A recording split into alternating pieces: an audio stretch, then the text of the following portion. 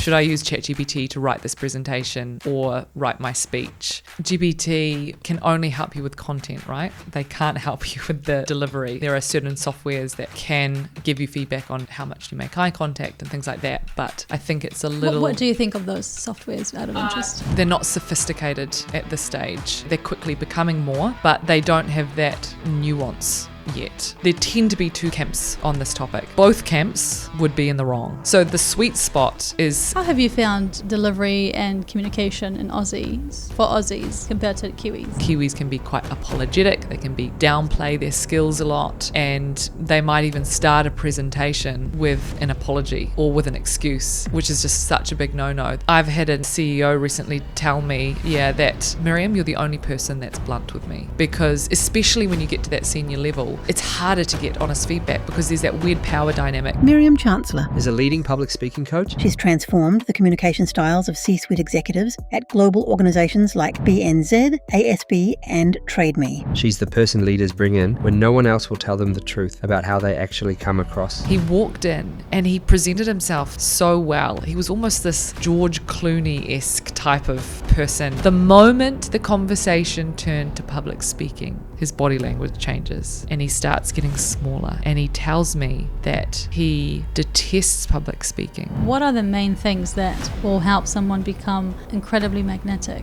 Probably two things. One is... This is completely the opposite of what I expected. If someone just clicked on this video now, why should they stick around? If you're like most professionals, you're very good at what you do, competence-wise, in your job, and no doubt you've got no shortage of ideas, but the challenge for most professionals is making those ideas land. How do you communicate those ideas clearly, concisely, and confidently? And that is what we're going to look at during our time together today. Why is that significant in this day and age where people can get instant feedback, whether it's AI or searching things online? Why is it important to still understand the importance of delivering and looking well, looking and sounding good? Nothing is going to replace, well, I say this now, fast forward several years and who knows, maybe I'll have a different answer, but yeah. I think there's a lot of information out there, and that's something there's no shortage of. But people still value person-to-person connection, whether that's in a one-on-one capacity, whether that's a one-to-many environment. And to be able to communicate your ideas well is what is actually going to differentiate you as an individual, as an entrepreneur, as a business owner, to amongst your peers, and really help you define your brand. Because everyone's using AI, there's no shortage of information, but it's how you communicate that information that's really important. And you've been in the space for a while now, and I've been looking up your work and binging your videos on YouTube. And if you're wondering who is Miriam still, she's an incredible person who understands how to deliver, how to help people bring a message across. But I want to understand from you, how did you get into this? Where did this come from? I had no idea that there was such thing as such job as a public speaking coach. Now, I did start speaking in front of audiences from a young age. So unfortunately, I don't have this amazing transformational story where I used to be crippled with anxiety and then I had this defining moment and then became a great speaker. It's quite a boring story in the sense that my mum got me into speech and drama at a young age, which is an extracurricular activity that you can do, just like you might do sports or learn a musical instrument. One of the things I did was speech and drama. And so by the time I finished high school, I was already pretty confident. I was already reasonably good at speaking in front of an audience. Now, there were several things I had to unlearn, but all in all, I had a good foundation. I then started studying law, thinking I'd be a bit of a Meghan Markle of suits, delivering, great speeches in courtrooms, but quickly realized that law was not that's one tiny facet of law, so I wasn't really cut out for it. I switched to communications at AUT, studying, majoring in public relations. And during that time, I really missed the speaking side of things. It was something I was heavily involved in at school and now wasn't doing much of. So I enrolled in Toastmasters. I was a part of Auckland Toastmasters for about 5 years. For those of you that don't know, Toastmasters is a global organization that promotes development in public speaking and leadership skills. So I joined Auckland Toastmasters, and after about 5 or so years, I became president of Auckland Toastmasters. Through that, I was asked to run a workshop for an organization. So I was somewhat doing this workshop with my Miriam Chancellor hat on, but also somewhat doing it with the president of Auckland Toastmasters hat on. So this was a new thing for me, and I really wanted to do a good job. I put so much prep into this workshop because I was like leaving nothing to chance. I'm like, I want to nail it. I want to make an impact. But naturally, speaking well is very different from teaching people how to speak well. So this was a new skill that I was exercising. So I put in all this work, turned up, ran the workshop, and it happens that my husband attended because it was a public session. And he's someone who's very analytical. He's very careful with his words. He says what he means and means what he says. And so afterwards, I was very anxious to get his feedback. And I said to him, "What did you think?" And he kind of took this long pause. And then he said, "That was so good, you should probably be doing it for a job."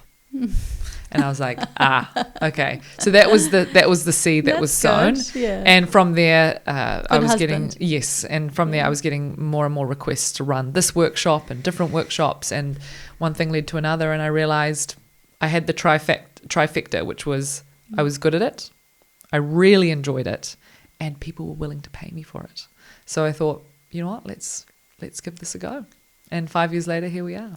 And if you've been across New Zealand and Australia? Yeah, so at the end of a couple of years ago, we started running our masterclasses. I say our, it's still just me. I get it. Yeah.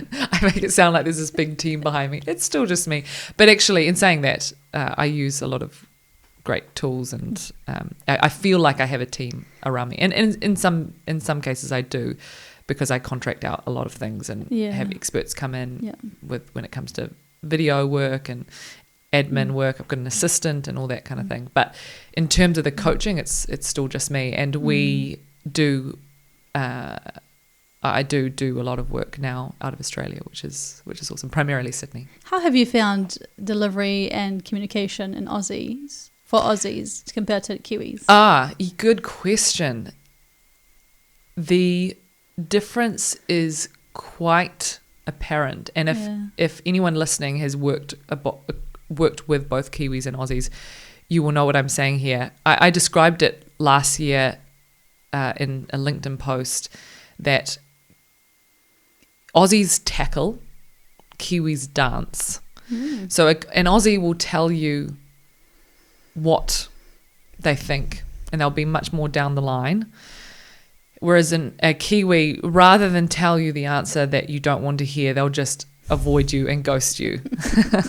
So from a business perspective, if you're submitting a proposal to an Australian organisation, they're far more likely to say, "Hey, you know what? This is not going to work. We've already found a different provider," or "You're not the right fit for whatever reason." Whereas Kiwis will just not reply to your email. In terms of the more business communication, it's probably similar. So Kiwis a little more hesitant to have the difficult conversations, less likely to really assert their thoughts and opinions. So they'll use passive language like, and I think. They'll qualify things in terms of I think or I believe. which is appropriate at times. But if you know something to be true, then just say it how it is. Whereas Aussies are more likely to say things down the line and just call a spade a spade. And I don't want to put you in a difficult position, but who do you prefer to work with? I think I tend to operate more like an Aussie than a Kiwi, because Yeah. I tend to be quite blunt and to the point. And to be honest, I actually think that's why the business has done really well, is because people crave honest feedback. Yes. And I've had a CEO recently absolutely. I tell love me, that. that Miriam, you're the only person that's blunt with me. Because especially when you get to that senior level, it's harder to get honest feedback, because there's that weird power dynamic that comes from getting feedback from direct reports or below, and people will be less likely to give you that honest feedback. So I'm brought in to be that voice, to be that honest opinion, and I do it with kindness, and I'm usually very well informed in terms of how that individual perceives themselves as well. So I'm aware of any sensitivities there, but I'm happy to be the person that gives the hard word. In fact, occasionally I'm brought in to be that person because maybe the manager doesn't feel comfortable doing it, or they're a little bit nervous around telling that individual that their communication skills need work. So I'm brought in to be that person. I love what you talk about, the differences between Kiwis and Aussies. I do see that as well. I haven't had much experience working in Australia, but I've done a business program based out of Australia. Awesome. And I can definitely see how direct and to the point they are. But in the business sense, of course, in New Zealand, I have seen the dancing around, the beating around the bush, and to some extent the ghosting. I just find it really fascinating. Like, why can't you just say I'm good, like this is not for me? And also to that, an extension of that with Kiwis is the self-deprecating qualities as well. So we're quick to talk ourselves down. I mean, maybe it's the tall poppy topic, which has been spoken about a lot, but how that manifests in terms of communication is Kiwis can be quite apologetic. They can downplay their skills a lot, and they might even start a presentation with an apology or with an excuse, which is just such a big no-no. They're not prepared, or they're less prepared to come out and say, hey, this is what I think, this is what I believe, this is why you should trust me. Whereas Aussies tend to back themselves a bit more. Yeah. And we have a thing or two to learn from Aussies, I think. Yes. And in terms of, there's so many questions I want to ask today. I wanted to jump into AI to start with, because it is so overwhelming for us and fast. And soon enough, we might have an AI version of yourself doing speech training, a robot even. Oh, they're already here. They're already Maybe here. not as great with your makeup and beautiful outfits, but it's incredible what China is doing with robots. And they can do martial arts, they can do cooking. So communication, how is it going to be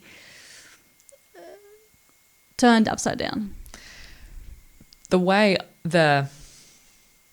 where I come into contact with this topic is around putting a presentation together, and people ask the question, should I use ChatGPT to write this presentation or write my speech? I think there tend to be two camps on this topic. Right. There are the people that get GPT or Gemini to write the entire presentation for them, and they take it, they barely make any tweaks to them. Maybe they'll remove a few phrases or swap out a few words, and but basically they're delivering what this LLM has suggested they say.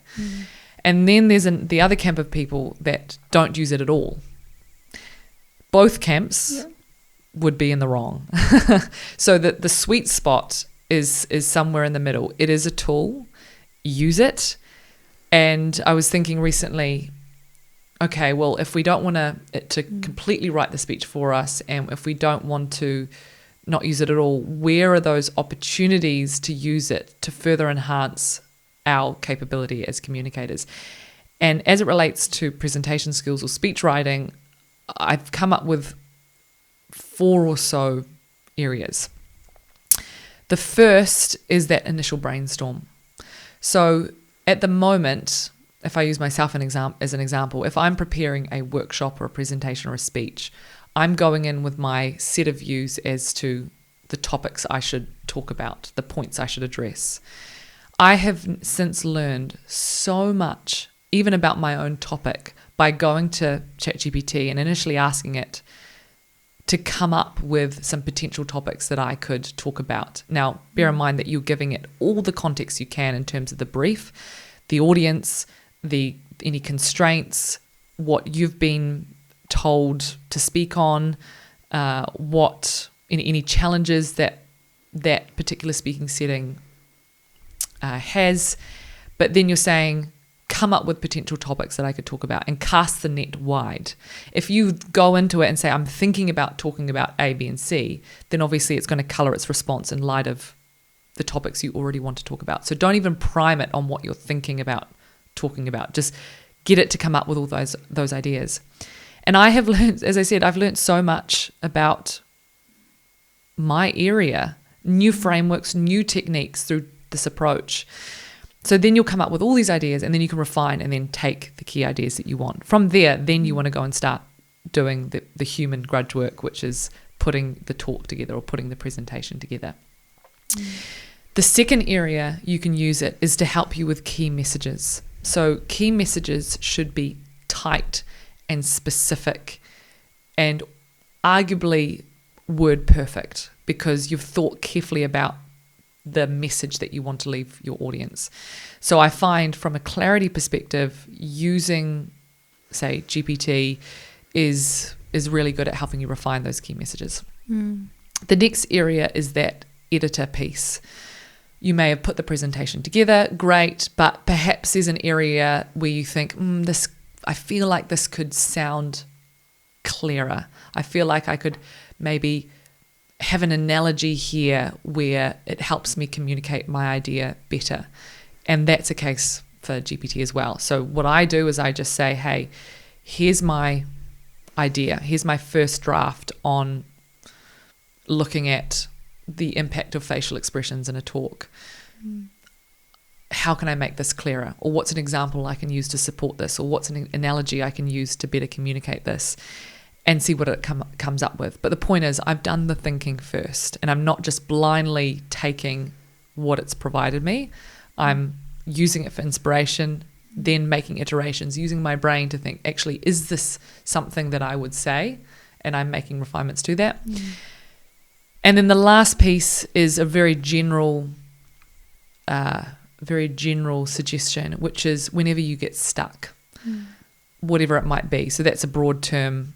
Using it as a sounding board, using it like a friend who you might talk through your ideas with to bring clarity, to get consolidation, to bounce ideas off with.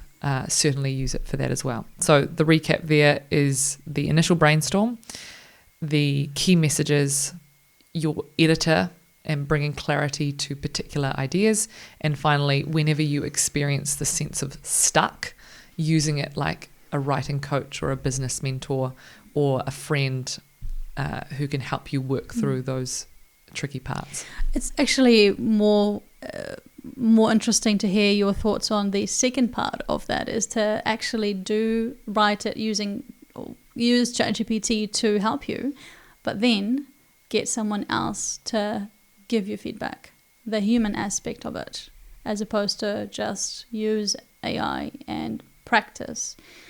So how important is it for someone to hear you out, whether you record yourself or get a friend or get a mentor? Why is it still important?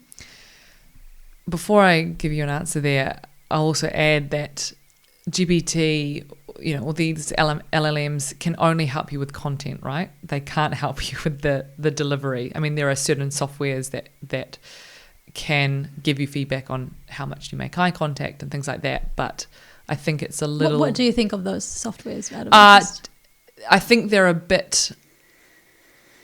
not sophisticated at this stage. They're quickly becoming more, but they don't have that nuance yet. And just because someone is looking away, like eye contact, for instance, the goal isn't necessarily to maintain eye contact 100% of the time. Because what do we do when we think? We look off to the side, and that's okay. So to say that you need more eye contact, sure, that person might need more eye contact, but it's also a balance, because we want, when someone's presenting, we want them to present naturally. We want them to speak to us like they would in conversation, and sometimes that means looking off to the side. So I don't think they're quite there yet in terms of that nuance, but they're quickly becoming that way. In terms of that feedback piece, the answer isn't particularly insightful, but we might have an idea in our head in terms of how it comes across. But until we share those ideas with someone else and get their input, will we know the true impact of that? Similarly, when it comes to clarity, you quickly learn how well you know your ideas when you have to present them to someone else. I was recently running a training program for a group of senior leaders, which culminated in an in-person event in Auckland, a bit like a TED Talk event. It was called Speaking from Experience.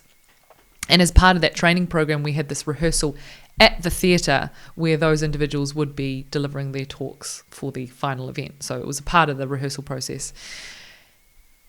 They were shocked at how different it was getting up in front of one another in the environment in which they would be presenting versus sitting at home, saying their ideas out loud, sitting at a computer or whatever it might be.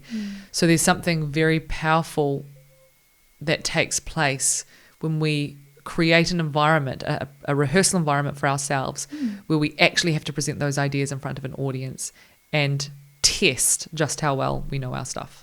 All right, you guys, I want to tell you about one resource that I look into and check all the time. It's helped me in my own business journey, and it's made me a better business owner, a better podcaster, helped me stay on top of all the business news that are happening in New Zealand. It's called NZ Business Magazine. It's one of the New Zealand's oldest and most trusted sources for business stories, insights, and analysis for SME owners and leaders. So we've partnered together to help bring these kind of conversations like this one to more Kiwi entrepreneurs across New Zealand. So if you want to stay on top of what's happening in business, visit nzbusiness.co.nz today. Hello, thanks for watching this video. Quick note, have you subscribed? Over 90% of people who are watching on YouTube or listening on Spotify or on Apple are not subscribed or following. Please do so now. It's so simple. The button will be around the screen somewhere. You either hit subscribe or hit the follow button or leave me a review.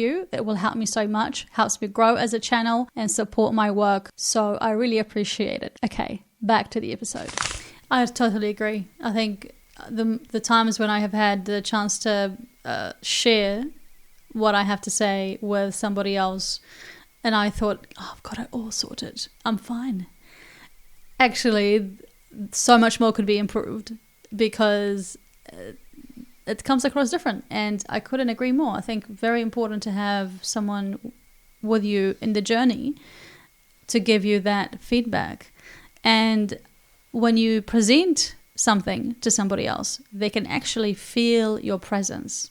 And stage presence is so important. It doesn't have to be a stage on a big school hall, but a presence. Like right now, like I have a presence, you have a presence, and I would love to delve into ways of amplifying our presence to become more powerful, more impactful, and dare I say memorable. But then I read something the other day about being memorable and changed my idea to magnetic. Because memorable, people have to rely on their memory to remember you. Magnetic, people are attracted to you. You attract them by being magnetic. So presence, how can we develop a way to be present and beautiful, like gorgeous presence, to be magnetic as business owners, as entrepreneurs and experts? It's such a big question. and we could spend a long time talking about this. Probably what I would say is presence is made up of many things. There is, at a simple level, there is what we say and how we say it. And as a starting point, I think if you're getting up in front of an audience and delivering a message, your message needs to be excellent. So no amount of great body language, of immaculate presentation in terms of what you wear, or not even the most lyrical, resonant voice could compensate for a poor message or a shoddy, bad content. So the content has to be there first and foremost. In terms of content, I think a mistake a lot of people make is they think, I need to prove myself by giving as much information as I can, or by showing that I really know my stuff. Whereas I think presence almost does the opposite, that we intuit this person knows a lot about what they're saying. When it comes to content, it's not about giving as much information as possible. It's about understanding, in fact, almost the opposite. What is the minimum amount of information I can provide that still gets my message across? Certainly less is more. And I feel like people that have presence don't have this sense of eagerness to just give all this information. They're really comfortable with less, and they're comfortable in silence as well. When it comes to, actually, let's go back to that content piece, because I think there's another thing that needs to be said there as well, and that is on the choice of words or language. So I want to talk about language that lets a lot of people down. Yes, please. And as well, what was the other thing I was going to say? Something else might come back to me. But language that lets a lot of people down. People with presence don't tend to use phrases like, or they don't use many filler words like like. They don't tend to apologize. They don't tend to qualify things that don't need to be qualified.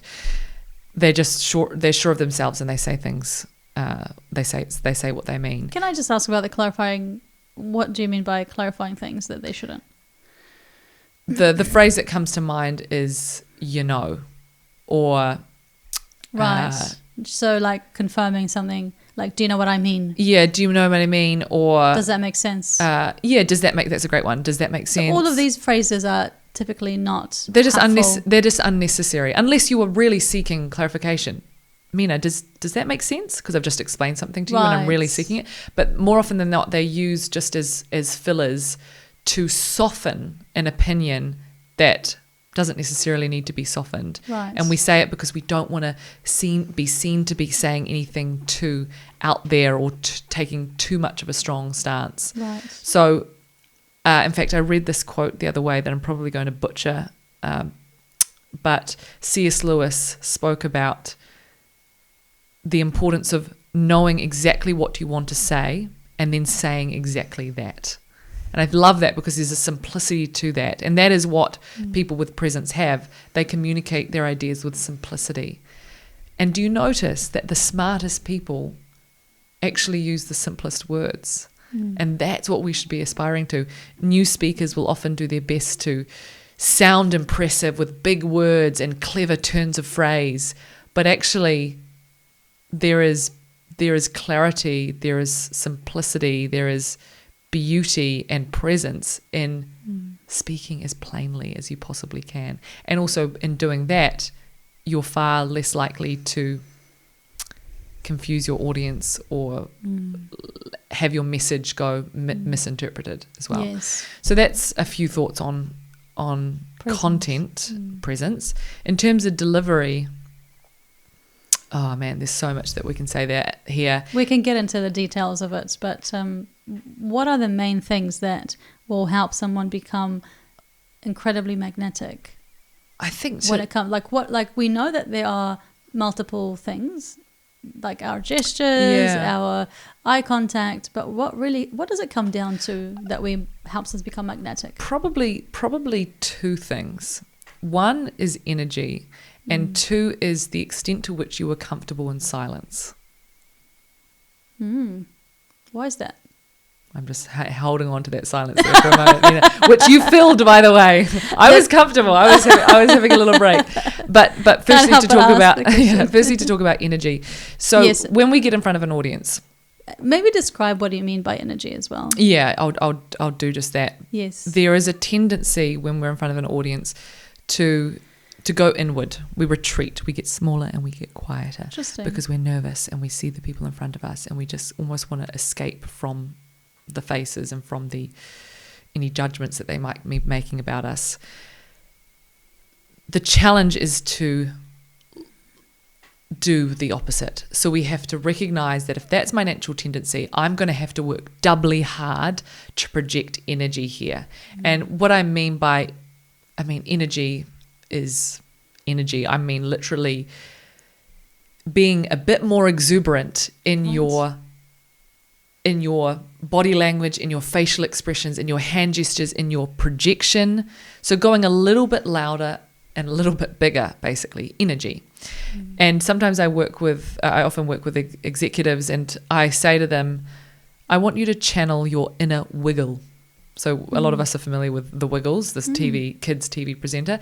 And so I say, pitch your energy at the level of a kid's presenter, because if you imagine dialing into TV and you turn on the Wiggles, they're all there like this and they're saying, hi kids, welcome to today's show. And obviously we don't want to come across that forced or that over the top. But the funny thing is, by pitching it at that level, you almost inevitably come in at the right level, because when you get up in front of an audience, your gauge for what is the appropriate level of energy is almost always off because of that tendency I said earlier to go inward and smaller. So we have to pitch it at a level that is much higher than we think, and basically we will come in at about the right level. And this is really hard to do, really, really hard to do. I recently worked with someone who was preparing for a career-defining presentation, and she had the challenge of not just presenting to a room of impressive people and a big room at that, but also the presentation was being live streamed. So she had a double challenge. Not only had she projected her energy high for the people in the room, but she had to even pitch it higher again because it was being presented through a camera. And when you present through a camera, your energy, it becomes muted. So once again, you have to pitch it even higher so that it will feel really over the top for you, but it almost inevitably doesn't come across that way. And to prove that, I will say that I don't think I've ever had to tell, maybe once or twice, but I don't remember the last time I had to tell someone, okay, tone it down, that's a bit too much. But I am often, every day it feels like, telling people, come on, give me more, give me more. Because your audience has certain expectations of you. Yes, they want great information. Yes, they want presence. But when you're in front of an audience, there is an element of they want to be entertained. And that delivery piece is the difference between receiving that information as a report or actually seeing it in person. So that delivery is what really elevates a speaker from just giving information to actually giving I'm hesitant to use the word performance, but delivering something that's more than just information. So that's a long-winded way of saying presence is both content and delivery. But when it comes to delivery, it's important to pitch your energy at a really high level, and also be comfortable in silence, because there is power in silence. Now, I'm realizing as I'm saying this that there are exceptions to the rule. So you might come across someone who has a really powerful presence, but when they present maybe there is a certain quality to them that's actually more understated. I would say this group of people are in the minority. And I think for the average person, if you are focusing on amplifying your presence or becoming more magnetic, I would say pitching your energy at a high level is really going to help you get there. But yes, there are certain people who, perhaps through reputation, perhaps through experience and lived experience, can still be magnetic and still have great presence through being a bit more understated. But for most people, it's important to pitch that energy high. So it would be energy and silence. Energy and silence. I mean, those are two. There are many things Very that we could talk about. Yeah. But I'd say those are probably... And warmth as well. I mean, again, I don't want to give you a laundry list, but all these things are important. I love that you picked silence because you touched on over-explaining and talking too much, and the fact that to be very powerful and have good presence amazing presence is to have silence, but also say less is more. But what I found with interviewing some people and working with some people is that the tendency is to go and tell me all the information that they have and tell me too much. And I love the part when you were saying less is more. The fear is that people say, I didn't say enough and I've come across short and that's not enough, and people don't get the point. But the reason why they talk too much is because they haven't got the idea crystallized in their brain and able to translate it into a very simple language. Like you were saying, the biggest leaders speak in 12-year-old language, So, and I've learned that. So I really understand now how powerful that is. And not because they think they were dumb. However, it's easy for us to process. If you're speaking to me in a 12-year-old language, it's easy for me to process what you're saying, and I can understand you easier. And you have to say less to bring your message across.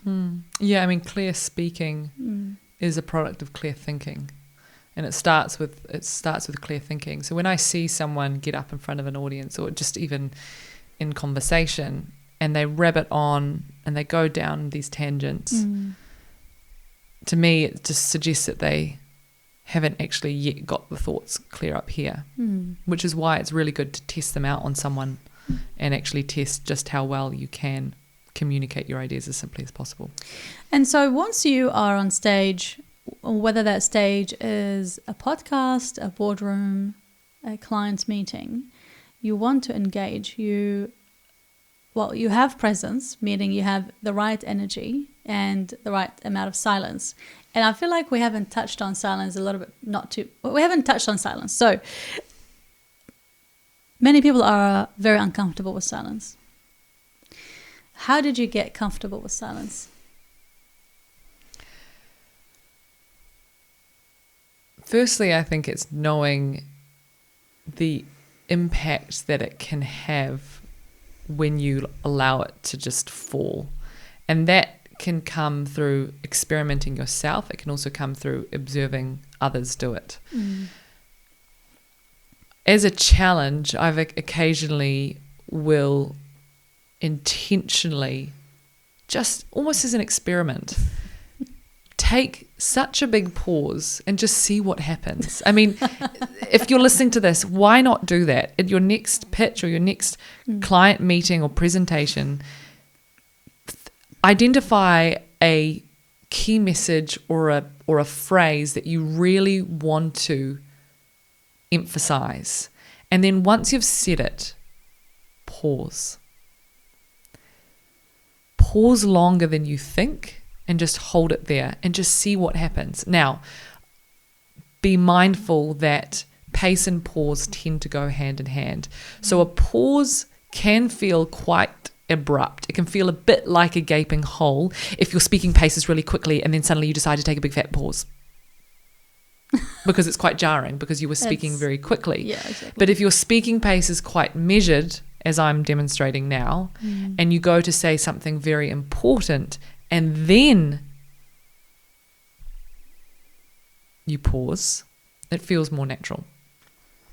So observing others pause and seeing the impact that it can have, and having a bit of fun with experimentation will help you see the impact that a pause can make.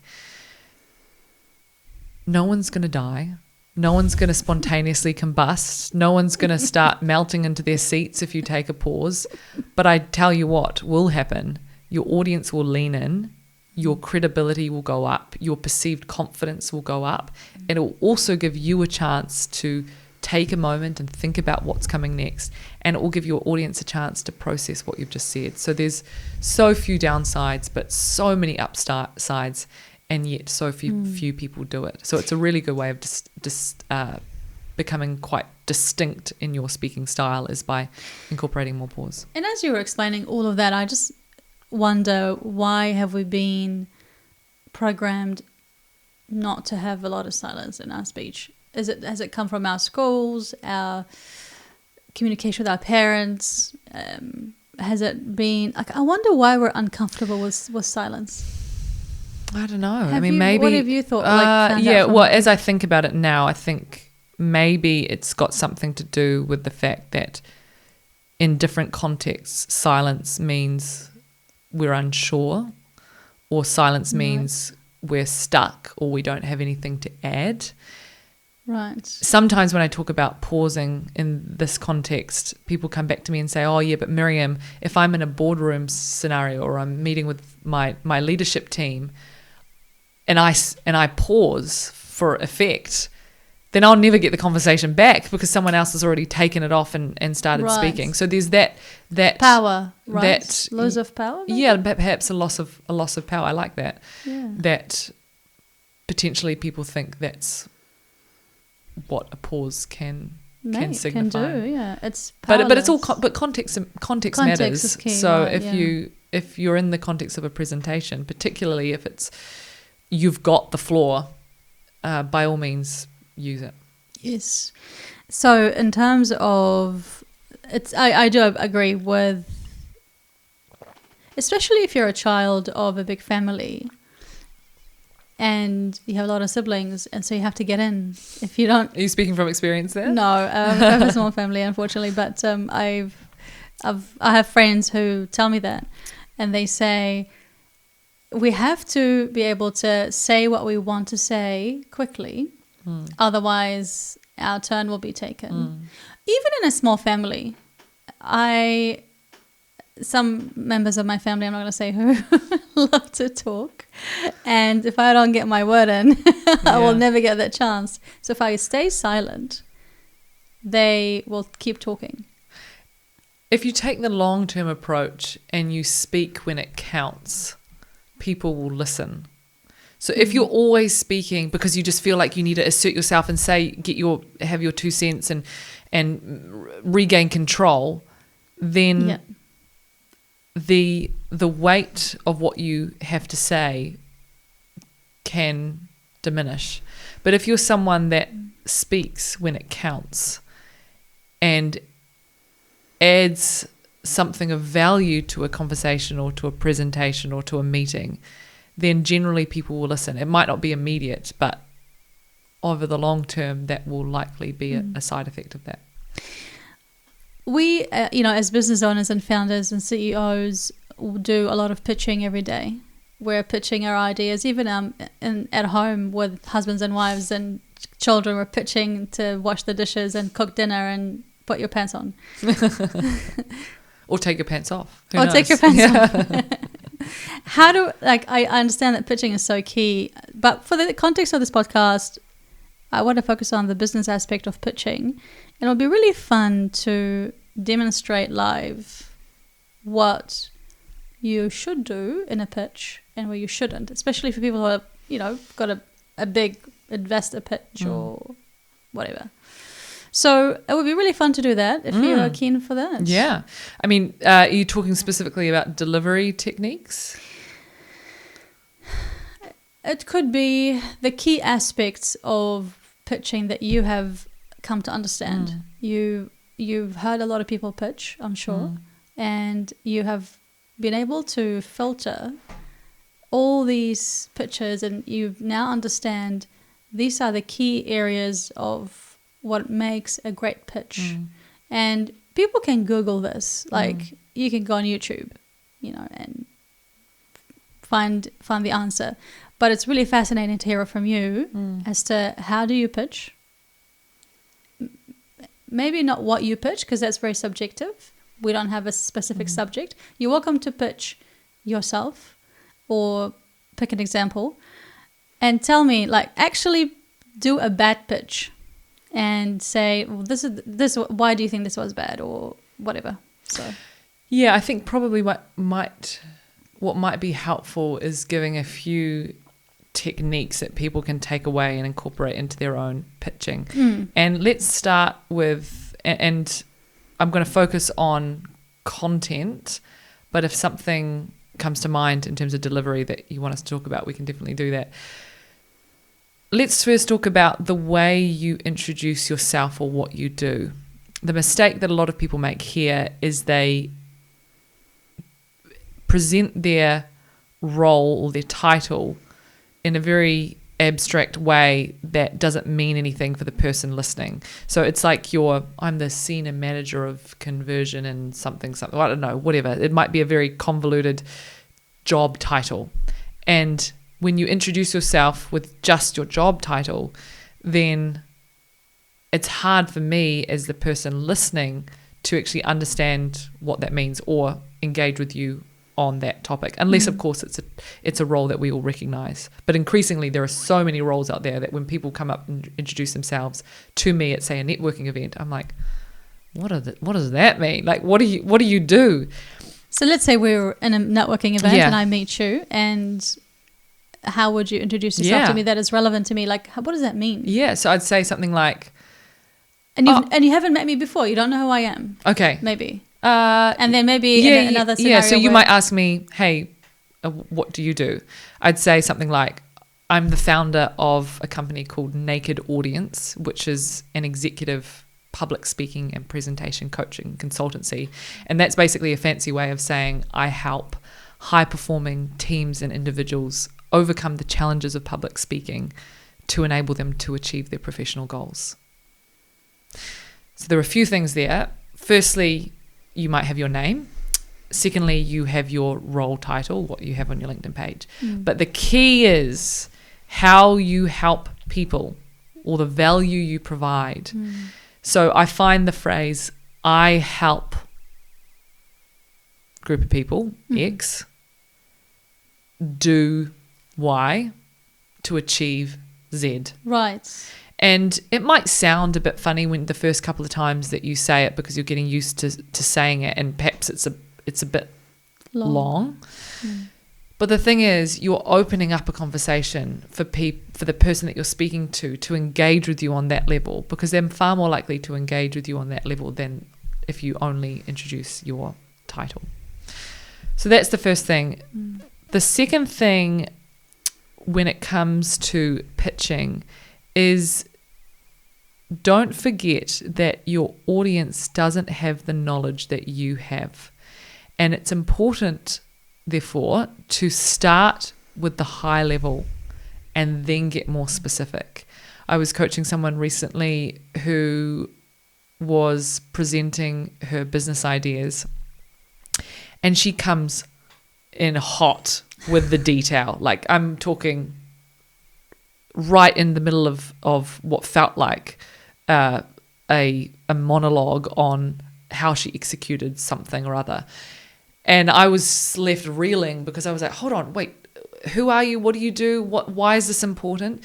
So if you are presenting your ideas, starting with some level of context first is incredibly important. Now, that might be setting the scene for what the problem is.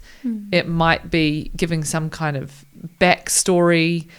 But ask yourself, what is the necessary context my audience needs to understand what follows? Now, that doesn't mean you give a lot of information, but it means you at least set the information that follows up with the necessary context. So that's what I would say. And Thirdly, when it comes to pitching or presentations as a whole, do less explaining and provide more case studies and examples. So we feel this tendency to explain our way through a point, but often we will end up saying the same things different ways. We'll get caught up in the detail and we'll lose the attention of our audience. So if you can replace explanations with real world examples or case studies, that's what's going to engage. I mean, already I've given a couple of examples or case studies from the people that I work with, and that's what people remember. So if you can hang your insights on real world experience, on real world cases, then those points are far more likely to land. Now, that doesn't mean you do that at the expense of research and data and more quantitative evidence as well, but you want to pair those things together. So sure, you might have some explanations and some research and data, but by all means have that human story in there as well, because that's what a lot of people connect with, and that's actually how they better understand the ideas that you're expressing.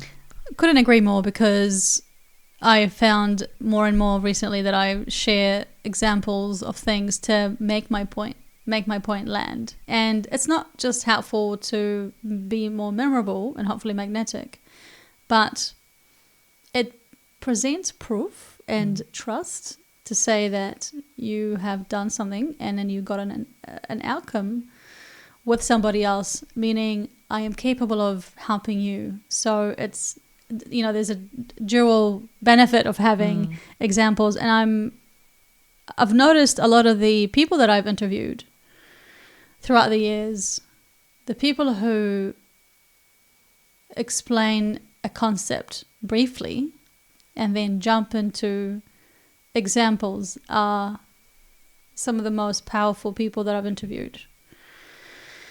And can I just add something to that as well? Because you're also doing yourself a huge favor, because explanations are really hard to remember.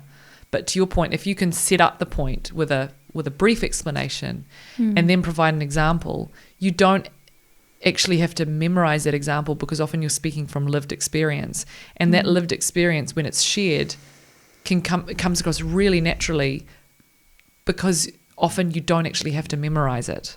Yeah. So do yourself the world of good and swap out all these big heavy explanations for examples, and then when you get to that example, don't rely on your notes, because you more likely you actually probably don't need them, and just tell the story.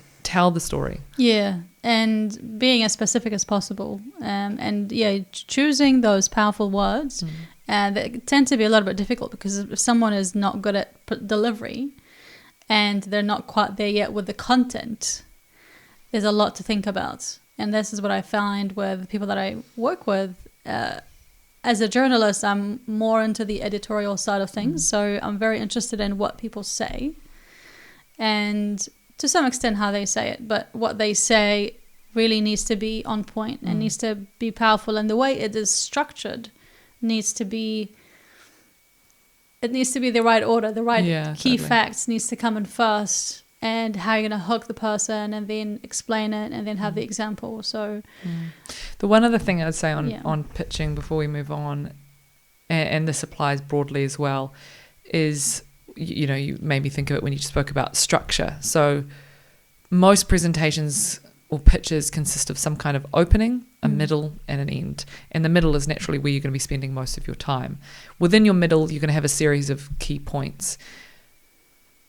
Structure helps your audience follow. And what can be really helpful is, rather than running points together, which as an audience can leave us thinking, hold on, where are they up to? I'm a bit confused, I'm a bit lost.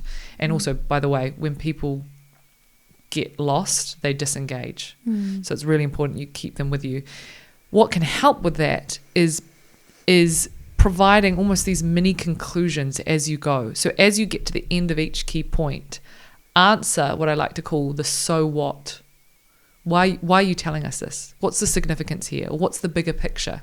And that answering of the so what can help provide that mini conclusion and make it clear to your audience that, okay, we've wrapped up this point and we're moving on to the next. I like that. That's really helpful. I don't typically. I don't know. Sometimes I do. Maybe sometimes I don't. But no, it's been really helpful to help people understand that if they are good at what they do, they may not be good at how they speak about it. And this is where I found lots of people sitting at. And I want to ask about the awareness. If many people are aware of wanting to get another client, get more business, but a lot of people are not aware of, gosh, I need to get better at my presentation and pitching. What have you noticed? I suppose men and women, perhaps women are more aware about wanting to get better at that, wanting to get better at communication, or maybe men are also aware. I'm not too sure.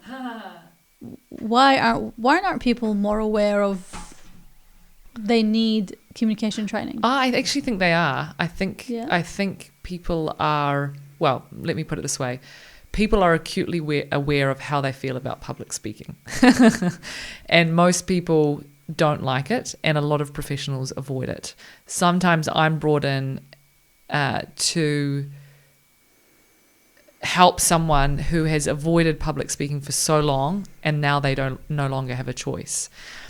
One anecdote that comes to mind is that I had a business meeting really early on in my naked audience journey, and this was someone who worked in high finance, had worked in Singapore, Sydney, London, was now moving back to Auckland for family reasons. And he was at the peak of his career. Early 40s, high-flying guy, very impressive on paper. And I always remember the start of the meeting, because we were meeting in a cafe to talk about what I assume was public speaking. And he walked in and he presented himself so well. He was almost this George Clooney-esque type of person, good looking, well dressed, held himself really well. And I even noticed a few women's heads turn as he walked into the cafe. I mean, this is who we're talking about here. And he sits down, he's full of confidence, and we start talking about his career. The moment the conversation turned to public speaking, his body language changes. And he starts getting smaller, and he tells me that he detests public speaking, that he can't get up in front of an audience, and he feels this huge amount of imposter syndrome, that when he's in front of an audience, he thinks to himself, what right do I have to be here? Who am I to speak on the subject?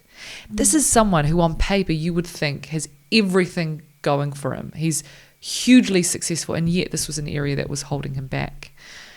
So interestingly, I think people are aware of their shortcomings when it comes to public speaking. Maybe communication is a bit different, right? People don't necessarily have that self-awareness to understand what they're doing wrong. But I think a lot of people know that they don't enjoy public speaking. One example of a communication awareness piece that I have is that I was coaching someone. He attended my masterclass, and he had no idea of this particular tendency, which was when he got up to introduce himself in front of the group, so everyone had to stand up and introduce himself. As he was speaking, it's going to be hard to demonstrate this seated, but he would kind of do a gesture and then slap his hands on his thighs and then say, hi, this is what I do, and in my spare time, I really like doing this. And it was so obvious as an audience member. And I, when he finished, I asked him, I said, have you ever been a drummer or a percussionist of some kind? And he had no idea what I was referring to. Yeah. And I said to the audience, did you guys pick it up? And everyone cracked up laughing because you could not help but notice it as an audience. So he became quickly self-aware in that respect. But talking about the difference between, and this is why it's so important to get that feedback, going back to what we were talking about earlier. But in terms of that awareness versus men and women, take from this what you will, but when I run my executive masterclasses, 80% of every cohort is male. I'd say, roughly. That is shocking. Now, interestingly, I'm running one this week, and for the first time, it's the other way around. Wow. I've got 80% women, 20% men, which is very cool. But I think the difference is, and I'm generalizing here, I think men generally are aware of their shortcomings, and they think they can do something about it to overcome them. So they think, okay, I feel this skill shortage. What can I do to plug the gap? Here's a course. I'm going to have this conversation with my manager, tell them they're worth spending $5,000 on me to attend this course, and I'm going to improve my skills. I'm going to work hard. I'm going to feel the pain. I'm going to push through. I'm going to do it, and I'm going to get better. Women, on average, they go, I feel the skill shortage. I'm just not good at it. Really? And I'm not going to necessarily have that conversation with my manager. I'm just going to avoid the public speaking settings. On average. Wow. So obviously there are exceptions, and the women that end up coming on these courses are a bit different, or they've been nudged enough by their manager to come on it, and Right. they go from there. But I would say, sadly, I think women tend to shy away from these settings, thinking that this is just a skill that they don't have and others have it, whereas guys, they go, why don't I have that skill? I can get that skill, and they go and do something about it. This is completely the opposite of what I expected. Really? Yeah. Yeah. I imagined that, and even like commitment levels for men and women could be different. Women are more committed to learning and But by that, show up. yeah, but I think by that stage, And then men don't typically, they want it, but they don't, from the little experience that I have, they don't typically carry on and see the need to show up regularly, and there's no need for interruptions. no, I disagree. Yeah, I disagree. Yeah, based on my experience in the context of public speaking, it's the guys that they're putting their hands up and they're doing the hard work. Certainly women, if they've decided they're going to do it, they're very committed. But the point is getting them to that point. Interesting. Because often women are, we're all time poor, but if they're also juggling things like family and running a household and work, and they've got all these other commitments, if they've decided they're going to do something, they're probably quite committed by the time they do that, because they realize how precious their time is. But yeah, on average, I think it just takes more for women to get to that point to decide, this is something I'm going to do it. They're more likely to feel the fear and just go, you know what, this is not for me. Which is deeply saddening, which is why I love working with women, because the transformation is profound, not just from a professional standpoint, but from a personal standpoint as well. And I've bumped into husbands of the women that I've coached, who come up to me and say, what did you do with my life? Because the impact has been so evident, yeah, which is awesome. And when you run your workshops, are they like a one day or? So I run, there's several things that I do, but the one that we're talking about are my executive masterclasses, which are 1.5 days. So it's an overnight two-day course. People stay awesome. over. It's a full, awesome. intensive, immersive, 10 professionals from typically different organizations there to experience transformation in their public speaking. And I'm hesitant to use that word because transformation is a bit of a buzzword, but that's in essence what it is. And I just had a testimonial come in the other day from a CEO who did it, and he's subsequently sent 15 of his senior leadership team through the course, and he said that this is universally the best course he's ever been on because it just gets the results. That's cool. And is it through, you're saying overnight, so you would get someone from the Friday and it's like all of Friday, or like, it doesn't have to be that day. Thursday, Friday. Friday.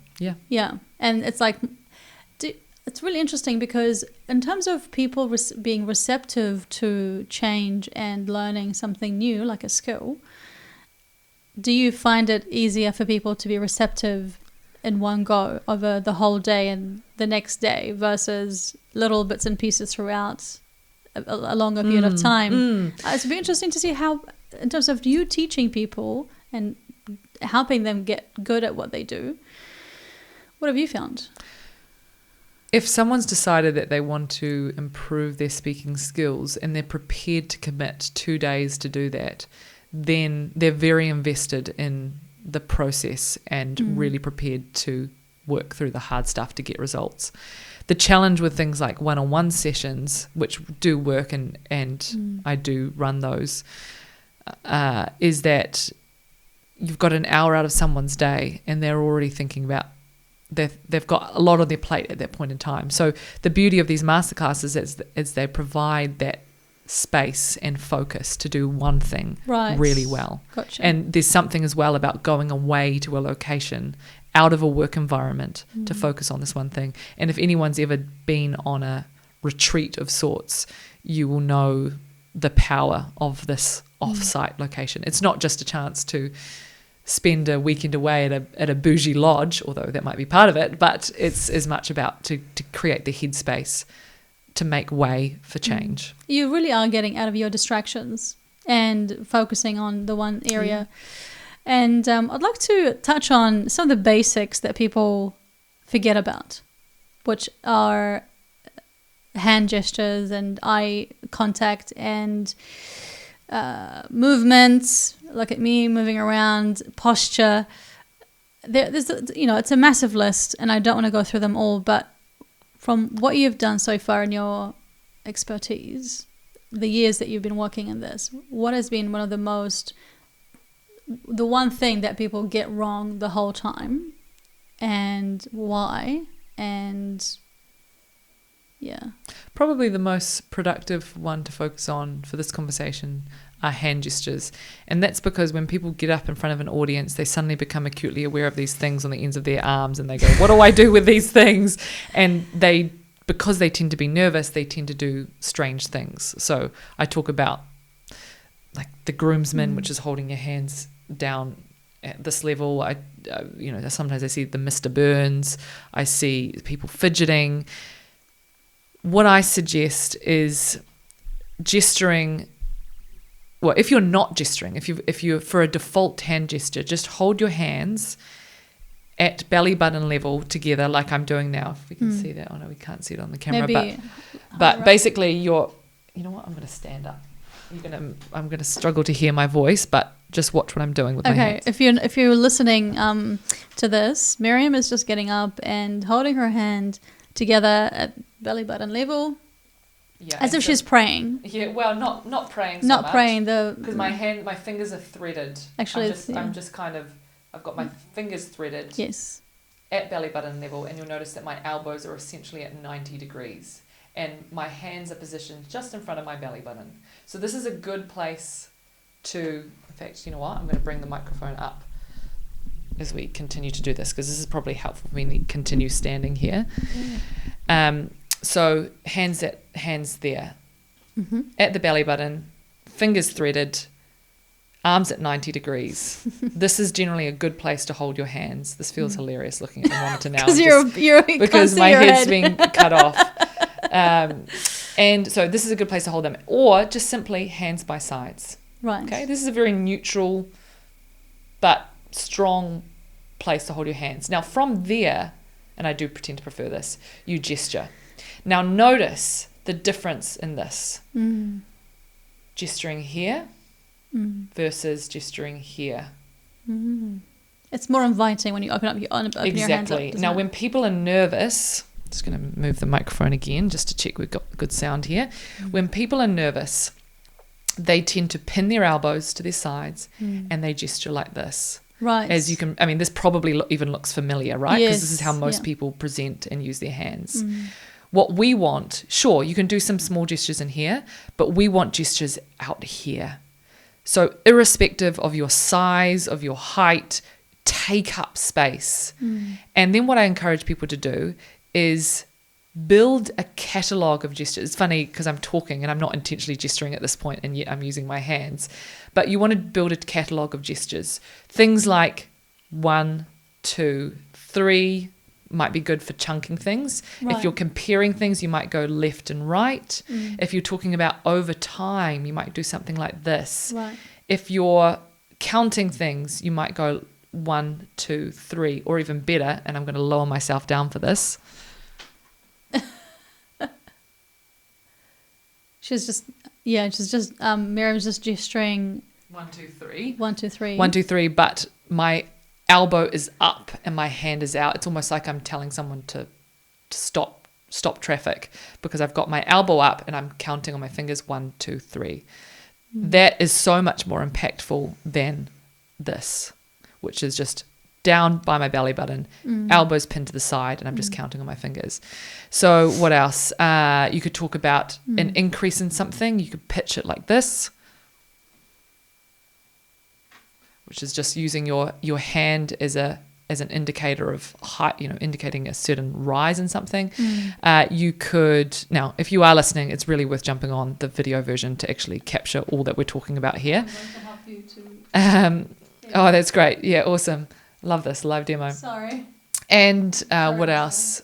Over time, going fast forward. So these are all descriptive gestures that help us communicate our ideas, so that once you've got this catalogue of gestures, you can start practicing it, and you'll find that over time you just start to instinctively put the right gestures in the right spot. So now when I gesture, when I get up in front of an audience, I don't even think about what I'm doing with my hands, because I know that I want to be spending most of my time out here, and I want to go bigger than I think, and I want to be doing gestures that support what it is I'm saying.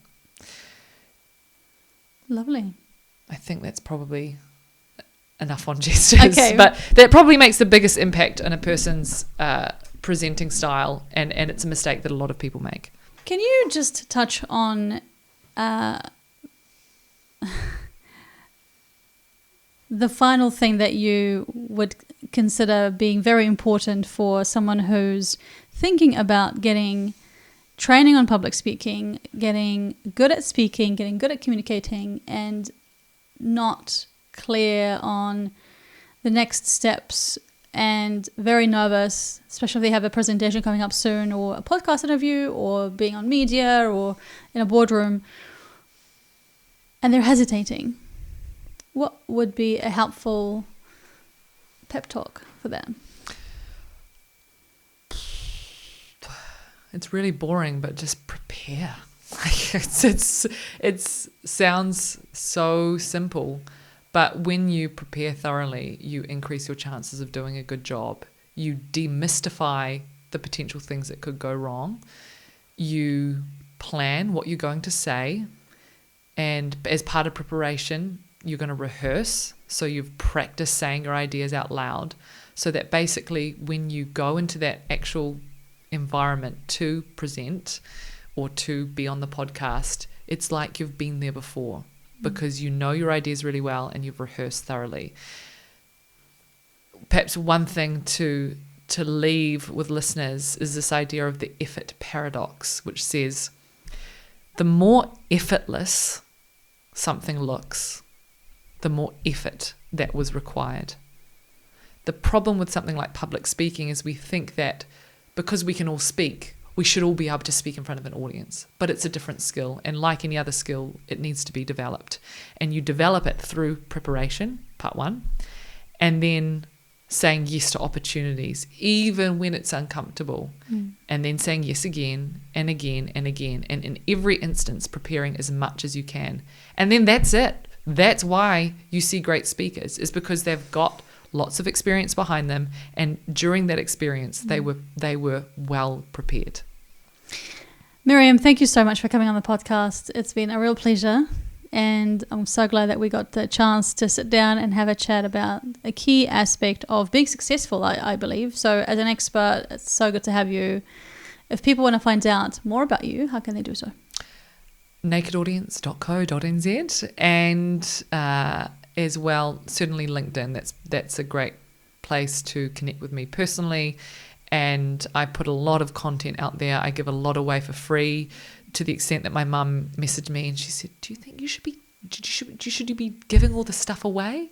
And I say, "Yes, Mum. This is how it works." So I do put out a lot of content, and I'm always interested in questions people have. I run every few months or so, I run a live Q&A session. So if you do have any specific public speaking related questions, flick me a message over LinkedIn and I can answer those during that session. But by all means, connect because public speaking is one of these things that so few people focus on.